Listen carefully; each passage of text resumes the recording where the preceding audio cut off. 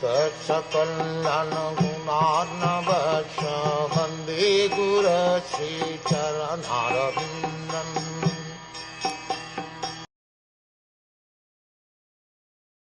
Sutta Goswami said, O Brahmins, King Yudhiṣṭhira fully supported the statements of the Queen, which were in accordance with the principles of religion, and were justified, glorious, full of mercy and equity, and without duplicity.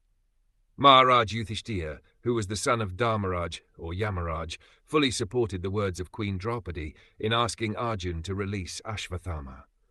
One should not tolerate the humiliation of a member of a great family. Arjun and his family were indebted to the family of Dronacharya because of Arjun's learning the military science from him.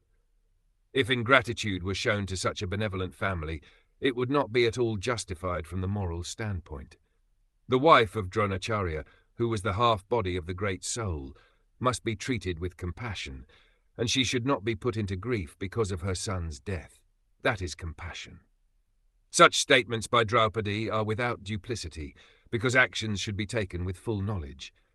The feeling of equality was there because Draupadi spoke out of her personal experience. A barren woman cannot understand the grief of a mother. Draupadi was herself a mother, and therefore her calculation of the depth of Kripi's grief was quite to the point, and it was glorious because she wanted to show proper respect to a great family.